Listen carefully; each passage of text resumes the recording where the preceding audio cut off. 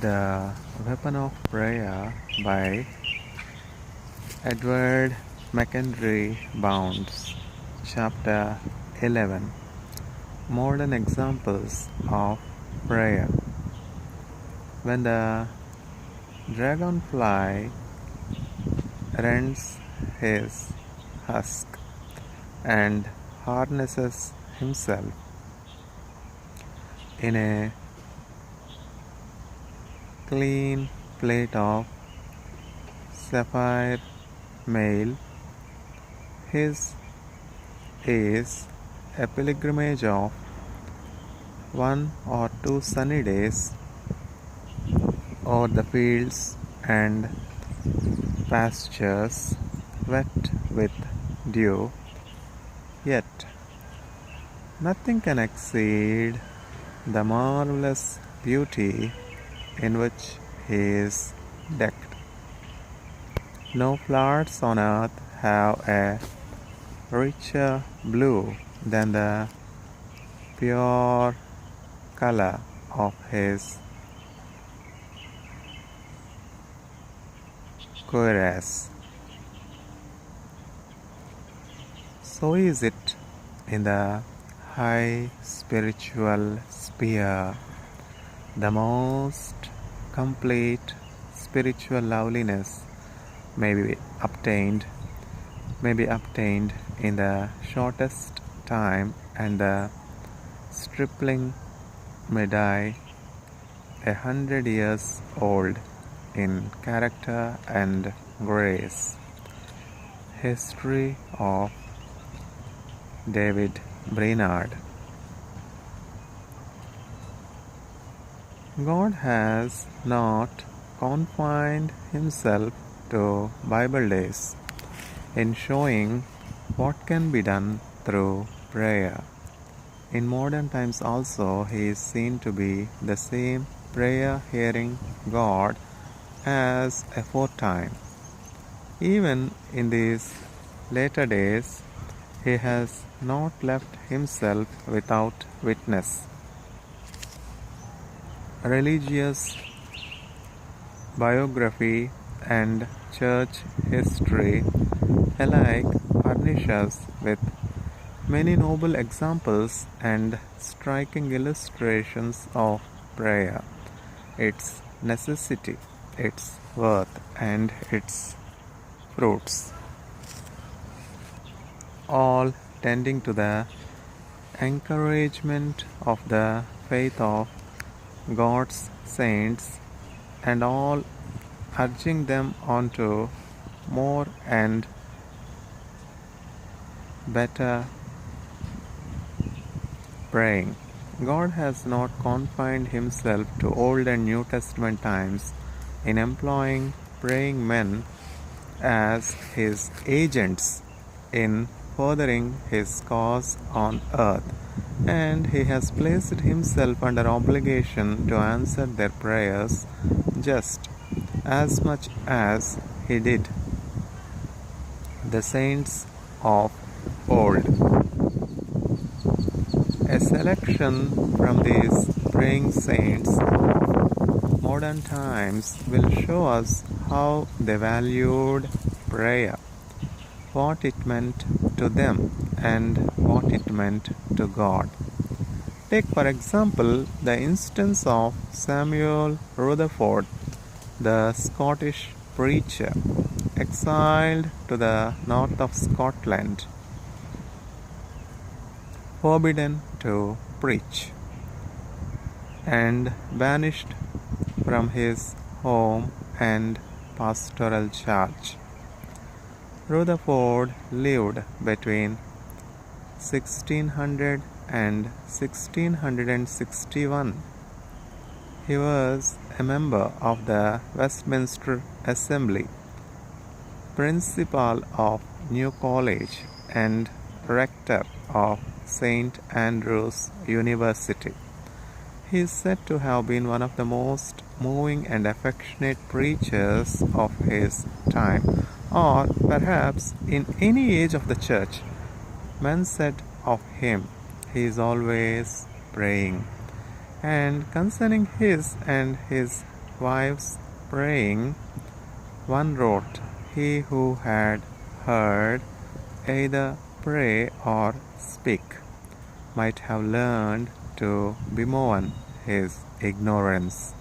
Oh, how many times have I been convinced by observing them of the evil of insincerity before God and unsaviourness in discourse.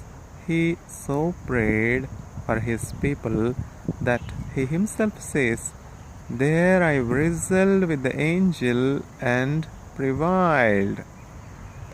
He was ordered to appear before Parliament to answer the charge of high treason.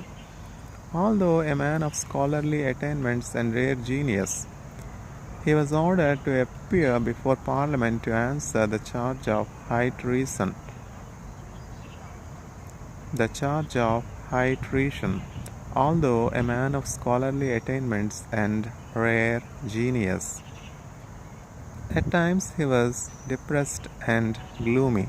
Especially was this the case when he was first banished and silenced from preaching.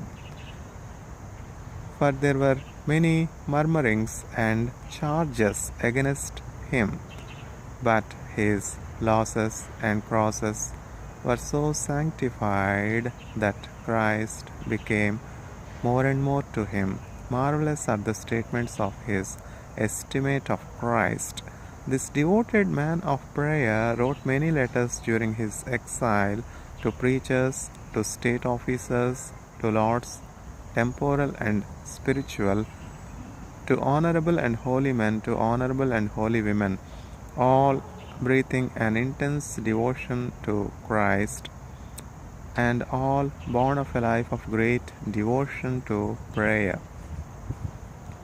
Order and panting after God have been characteristics of great souls in all ages of the church, and Samuel Rutherford was a striking example of this fact. He was a living example of the truth that he who prays always will be enveloped in devotion and joined to Christ in bonds of holy union.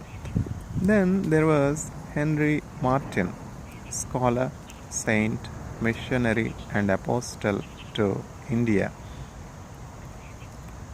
Martyn was born on February 18, 1781 and sailed for India on August 31, 1805. He died at Tokal, Persia on October 16, 1812. Here is part of what he said about himself while a missionary. What a knowledge of man and acquaintance with the Scriptures, and what communion with God and study of my own heart ought to prepare me for the awful work of a messenger from God on business of the soul.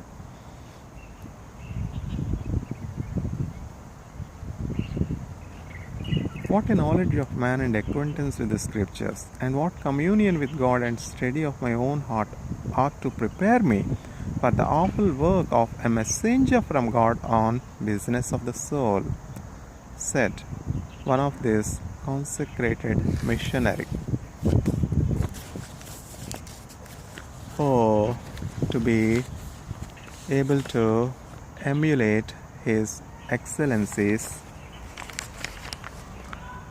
his elevation of pity, his diligence, his superiority to the world, his love for souls, his anxiety to improve all occasions, to do souls good, his insights into the mystery of Christ and his heavenly temper. These are the secrets of the wonderful impressions he made in India. These are the secrets of the wonderful impression he made in India. It is interesting and profitable to note some of the things which Martyn records in his diary. Here is an example.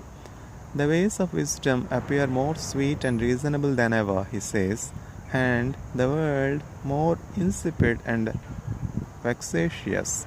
The chief thing I mourn over is my want of power and lack of fervor in secret prayer, especially when attempting to plead for the heathen. Warmth does not increase within me in proportion to my light.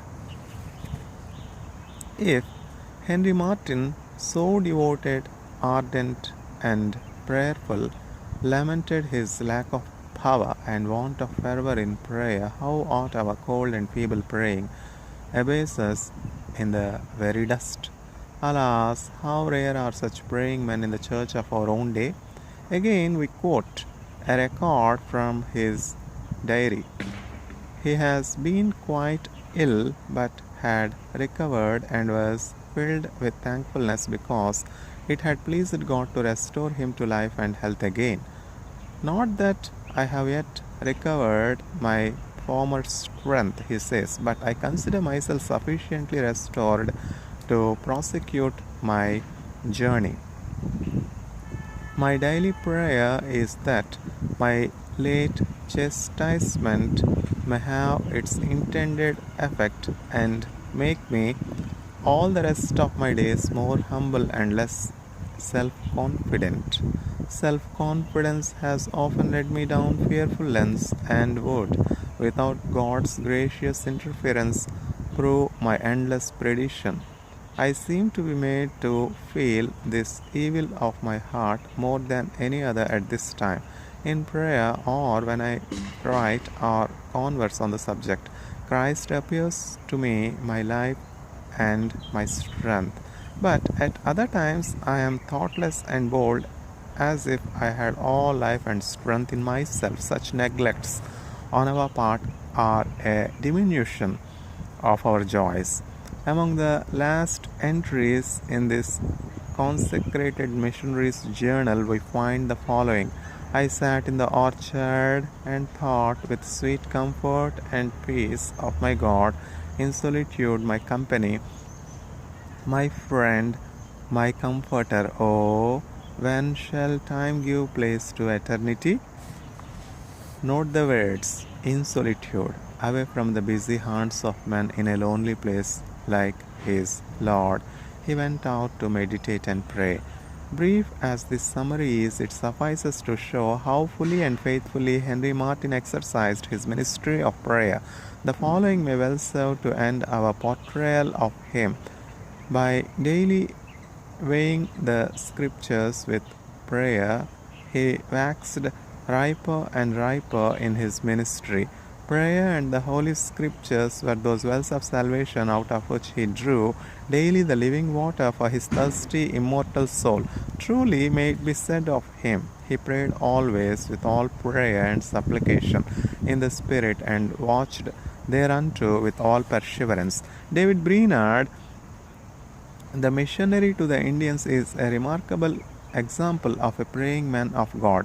Robert Hale thus speaks of him: such invincible patience and self-denial, such profound humility, exquisite prudence, indefatigable, indefatigable, indefatigable industry, indefatigable industry, indefatigable industry, such devotedness to God, or rather such absorption of the whole soul in zeal for the divine glory and the salvation of men, is scarcely to be paralleled since the age of the apostles. Such was the intense ardor of his mind that it seems to have diffused the spirit of a martyr over the common incidents of his life.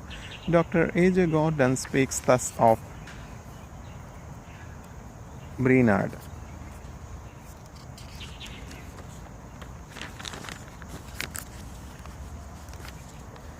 in passing through Northampton, Mass, I went into the old cemetery, swept off the snow that lay on the top of the slab, and I read these simple words.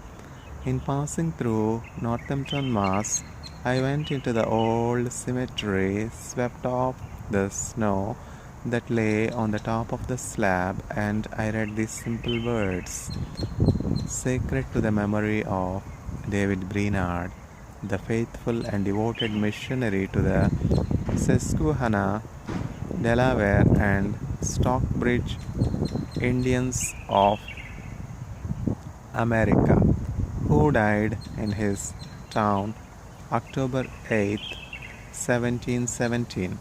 That was all there was on the slab. That was all there was on the slab. That was all there was on the slab. Now that great man did his greatest work by prayer. He was in the depths of those forests alone, unable to speak the language of the Indians, but he spent whole days literally in prayer. What was he praying for? He knew he could not reach these savages, for he did not understand their language. If he wanted to speak at all, he must find somebody who could vaguely interpret his thought. Therefore, he knew that anything he could do must be absolutely dependent upon God.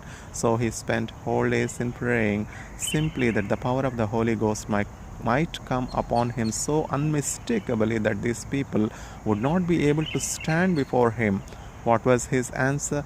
Once he preached through a drunken interpreter, a man so intoxicated that he could hardly stand up. That was the best he could do. Yet, scores were converted through that sermon. We can account for it only that it was the tremendous power of God behind him. Now this man prayed in secret in the forest. A little while afterward, William Carey read of his life, and by its impulse, he went to India. Payson read it as a young man over 20 years old, and he said that he had never been so impressed by anything in his life as by the story of Brainerd. Murray McKenney read it, and he likewise was impressed by it. But all I care is simply to enforce this thought that the hidden life, a life whose days are spent in communion with God, in trying to reach the source of power, is the life that moves the world. Those living such lives may be soon forgotten. There may be no one to speak a eulogy over them when they are dead. The great world may take no account of them. But by and by, the great moving current of their lives will begin to tell. As in the case of this young man who died at about 30 years of age, the missionary spirit of this 19th century is more due to the prayers and consecration of this one man than to any other one. The missionary spirit of this 19th century is more due to the prayers and consecration of this one man than to any other one. So I say. And yet, that most remarkable thing is that Jonathan Edwards, who watched over him all those months while he was slowly dying of consumption, should also say, I praise God that it was in His providence that he should die in my house, that I might hear his prayers, and that I might witness his consecration, and that I might be inspired by his example. When Jonathan Edwards wrote that great appeal to Christendom to unite in prayer for the conversion of the world, which has been the trumpet call of modern missions, undoubtedly it was inspired by this dying missionary. To David Brainerd's spirit, John Wesley bore this testimony. To David Brainerd's spirit, John Wesley bore this testimony. I preached and afterward made a collection for the Indian schools in America.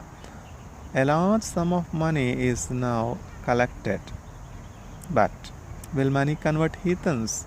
Fine preachers of David Brainerd's spirit, and nothing can stand before them. But without this, what will gold or silver do?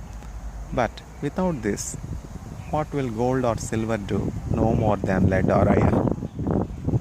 I preached, and after afterward made a collection for the Indian schools in America. A large sum of money is now collected. But will money convert heathens? Point preachers of David Brainerd's spirit, and nothing can stand before them. But without this, what will gold or silver do? No more than lead or iron. Some selections from Brainerd's diary will be of value as showing what manner of man he was. My soul felt a pleasing yet painful concern, he writes, lest I should spend some moments without God. Oh, may I always live to God. In the evening I was visited by some friends and spent the time in prayer and such conversation as tended to edification. It was a comfortable season to my soul. I felt an ardent desire to spend every moment with God.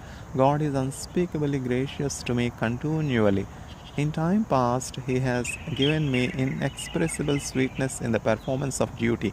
Frequently, my soul has enjoyed much of God, but has been ready to say, Lord, it is good to be here. And so, indulge sloth while I have lived on the sweetness of my feelings. But of late, God has been pleased to keep my soul hungry almost continually, so that I have been filled with a kind of pleasing pain. When I really enjoy God, I feel my desires of Him the more insatiable, and my thirstings after holiness the more unquenchable. Oh, that I may feel this continual hunger and not be retarded, but rather animated by every duster from Canaan to reach forward in the narrow way for the full enjoyment and possession of the heavenly inheritance. Oh, may I never loiter in my heavenly journey. It seems as if such an unholy wretch as I never could arrive at that blessedness. To be holy as God is holy. At noon I longed for sanctification and conformity to God. Oh, that is the one thing, the all. Toward night I enjoyed much sweetness in secret prayer, so that my soul longed for an arrival in the heavenly country, the blessed paradise of God. If inquiry be made as to the secret of David Brainerd's heavenly spirit, his deep consecration and exalted spiritual state, the answer will be found in the last sentence quoted above. He was given to much secret prayer and was so close to God in his life and spirit that prayer brought forth much sweetness to his inner soul. We have cited the foregoing cases as illustrative of the great fundamental fact that God's great servants are men devoted to the ministry of prayer, that they are God's agents on earth who serve Him in this way and who carry on His work by His holy means. Louis Harms was born in Hanover in 1809, and then came a time when he was powerfully convicted of sin. Said he, I have never known what fear was, but when I came to the knowledge of my sins, I quaked before the wrath of God so that my limbs trembled. He was mightily converted to God by reading the Bible. Rationalism, a dead orthodoxy, and worldliness held the multitudes round Hermannsburg, his native town. His father, a Lutheran minister, dying, he became his successor. He began with all the energy of his soul to work for Christ and to develop a church of a pure and strong type. The fruit was soon evident. There was a quickening on every hand. Attendance at public services increased. Reverence for the Bible grew. Conversation on sacred things revived, while infidelity, worldliness, and dead orthodoxy vanished like a passing cloud. Harms proclaimed a conscious and present Christ, the Comforter, in the full energy of his mission. The revival of apostolic pity and power. The entire neighborhood became regular attendants at church. The Sabbath was restored to its sanctity and hallowed with strict devotion. Family altars were erected in the homes, and when the noon bell sounded, every head was bowed in prayer. In a very short time, the whole aspect of the country was entirely changed. The revival in Harrisburg was essentially a prayer revival brought about by prayer and yielding fruits of prayer in a rich and an abundant ingathering. William Carvasso, an old-time Methodist class leader, was one of the best examples which modern times has offered of what was probably the religious life of Christians in the apostolic age. He was a prayer leader, a class leader, a steward, and a trustee, but never aspired to be a preacher. Yet, a preacher he was of the very first quality, and a master in the art and science of soul saving. He was a singular instance of a man learning the simplest rudiments late in life. He had, up to the age of 65 years, never written a single sentence, yet he wrote letters which would make volumes and a book which was regarded as a spiritual classic in the great worldwide Methodist Church.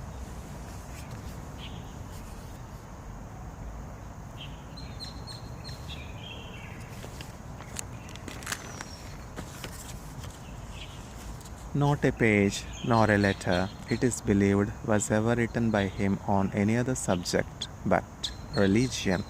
Here are some of his brief utterances which gave us an insight into his religious character. I want to be more like Jesus. My soul thirsteth for thee, O God. I see nothing will do, O God, but being continually filled with thy presence and glory. This was the continual outcrying of his inner soul, and this was the strong inward impulse which moved the outward man. At one time we hear him exclaiming, Glory to God, this is a morning without a cloud. Cloudless days were native to his sunny religion and his gladsome spirit. Continual prayer and turning all conversation toward Christ in every company and in every home was the inexorable law he followed until he was gathered home. On the anniversary of his spiritual birth, when he was born again in great joyousness of spirit, he calls it to mind and breaks forth, Blessed be thy name, O God, the last has been the best of the whole. I may say with Bunyan, I have got into that land where the sun shines night and day. I thank thee, O my God, for this heaven, this element of love and joy in which my soul now lives. I thank thee, O my God, for this heaven, this element of love and joy in which my soul now lives. Here is a sample of Carvasso's spiritual exercises, of which he had many. I have sometimes had seasons of remarkable visitation from the presence of the Lord, he says. I will remember one night when in bed, being so filled, so overpowered with the glory of God that had there been 1,000 suns shining at noonday, the brightness of that divine glory would have eclipsed the whole. I was constrained to shout aloud for joy. It was the overwhelming power of saving grace. Now it was that I again received the impress of the seal and the earnest of the Spirit in my heart. Beholding as in a glass the glory of the Lord, I was changed into the same image from glory to glory by the Spirit of the Lord. Language fails in giving but a faint description of what I there experienced. I can never forget it in time nor at all eternity. I can never forget it in time nor to all eternity. Many years before, I was sealed by the Spirit in a somewhat similar manner. While walking out one day, I was drawn to turn aside on the public road, and under the canopy of the skies, I was moved to kneel down to pray. I had not long been praying with God before I was so visited from Him that I was overpowered by the divine glory, and I shouted till I could be heard at a distance. It was a weight of glory that I seemed incapable of bearing in the body, and therefore I cried out, perhaps unwisely, Lord, stay thy hand. In this glorious baptism, these words came to my heart with indescribable power. I have sealed thee unto the day of redemption. Oh, I long to be filled more with God. Lord, stir me up more in earnest. I want to be more like Jesus. I see that nothing will do but even continually filled with the divine presence and glory. I know all that thou hast is mine. But I want to feel a close union, Lord. Increase my faith. Such was William Carvasso, a man whose life was impregnated with the spirit of prayer, who lived on his knees, so to speak, and who belonged to that company of praying saints which has blessed the earth. Jonathan Edwards must be placed among the praying saints, one whom God mightily used through the instrumentality of prayer. As in the instance of the great New Englander, purity of heart should be ingrained in the very foundation areas of every man who is a true leader of his fellows and a minister of the gospel of Christ and a constant practicer in the holy office of prayer. A sample of the utterances of this mighty man of God is here given in the shape of a resolution which he formed and wrote down. Resolved, he says, to exercise myself in this all my life long, with the greatest openness to declare my ways to God and to lay my soul open to God, all my sins, temptations, difficulties, sorrows, fears, hopes, desires, and everything and every circumstance. We are not surprised, therefore, that the result of such fervid and honest praying was to lead him to record in his diary. We are not surprised, therefore, that the result of such fervent and honest praying was to lead him to record in his diary. It was my continual strife day and night, and my constant inquiry how I should be more holy and live more holily. The heaven I desired was a heaven of holiness. I went on with my eager pursuit after more holiness and conformity to Christ. The character and work of Jonathan Edwards were exemplifications of the great truth that the ministry of prayer is the efficient agency in every truly God-ordered work and life. He himself gives some particulars about his life when a boy. He might well be called the Asia of the Christian dispensation. There was united in him great mental powers, ardent pity, and devotion to study, unequaled save by his devotion to God. Here is what he says about himself. When a boy, I used to pray 5 times a day in secret and to spend much time in religious conversation with other boys. I used to meet with them to pray together. So it is God's will, through his wonderful grace, that the prayers of his saints should be one great and principal means of carrying on the designs of Christ's kingdom in the world. Pray much for the ministers and the Church of God. The great powers of Edward's mind and heart were exercised to procure an agreed union in extraordinary prayer of God's people everywhere. His life, efforts, and his character are an exemplification of his statement. His life, efforts, and his character are an exemplification of his statement. The heaven I desire, he says, is the heaven spent with God, an eternity spent in the presence of divine love and in holy communion with Christ.